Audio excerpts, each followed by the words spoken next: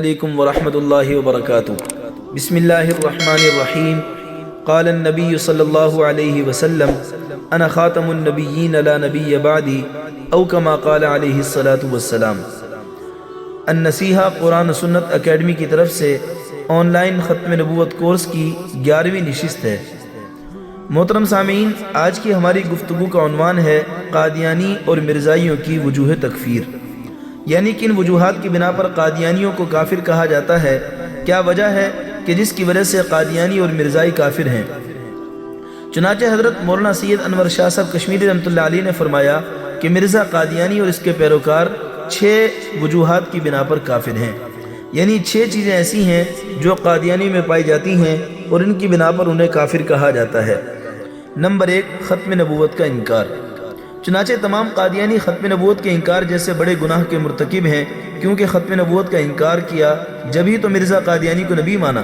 حالانکہ ختم نبوت ایک ایسا متفق اور اجتماعی مسئلہ ہے کہ اس کائنات کے تمام اکابرین حضرات صحابہ کرام رضوان اللہ علیہم اجمعین، تابعین، تبع تابعین، محدثین، مفسرین، علماء اور اولیاء اللہ تمام کے تمام اس بات پر متفق ہیں کہ حضور خاتم النبیین صلی اللہ علیہ وسلم آخری نبی ہیں، آپ کے بعد کوئی نیا نبی نہیں آ سکتا۔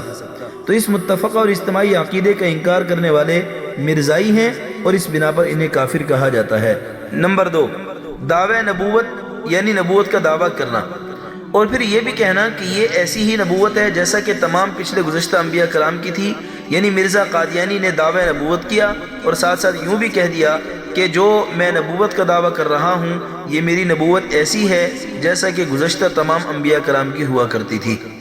نمبر 3، وحی کا دعویٰ اور پھر اپنی وحی کو واجب الایمان قرار دینا، یعنی یہ کہنا کہ مجھ پر جو وحی آتی ہے میں خود بھی اس پر ایمان لاتا ہوں اور تمام کے تمام لوگوں پر واجب ہے کہ اس پر ایمان لائیں۔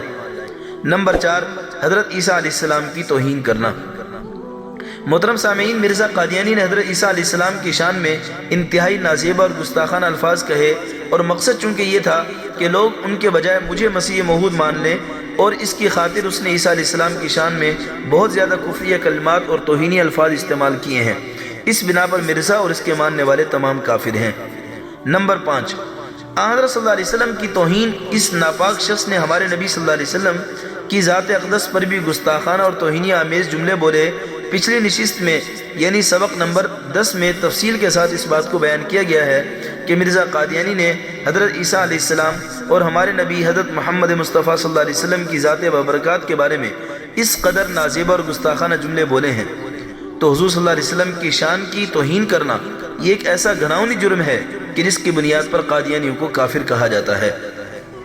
نمبر 6، عام امت محمدیہ کی تکفیر، یعنی امت کے لوگوں نے جب مرزا قادیانی کو نبی نہ مانا تو اس نے یہ کہا کہ جو لوگ میری نبوت کو نہیں مانتے وہ کافر ہیں۔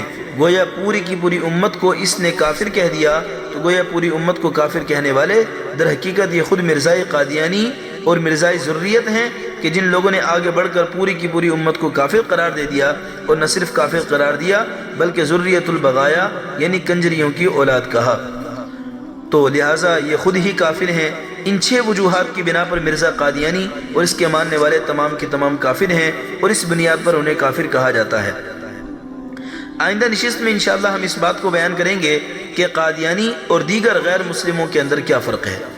عمومی طور پر ہمارے مسلمان بھائیوں کے ذہن میں یہ سوال خلجان کی صورت میں پیدا ہوتا ہے کہ جب دوسرے غیر مسلم بھی موجود ہیں جن میں ہندو بھی ہیں، سکھ بھی ہیں، عیسائی بھی ہیں، اسی طرح سے قادیانی بھی غیر مسلم ہیں، تو کیا وجہ ہے کہ قادیانیوں کے خلاف اتنے منظم انداز سے ان کا تعاقب کیا جا رہا ہے؟ تو آئندہ نشست میں انشاءاللہ ہم اس سوال کا تفصیل کے ساتھ جواب دیں گے۔ دعا ہے اللہ رب العزت ہمیں عقیدہ ختم نبوت کو سمجھنے کی اور اس کو آگے پھیلانے کی توفیق عطا فرمائے، اور روز محشر حضور خاتم النبیین صلی اللہ علیہ وسلم کے دست مبارک سے جام کوثر اور آپ کی شفاعت نصیب فرمائے۔ السلام علیکم ورحمۃ اللہ وبرکاتہ۔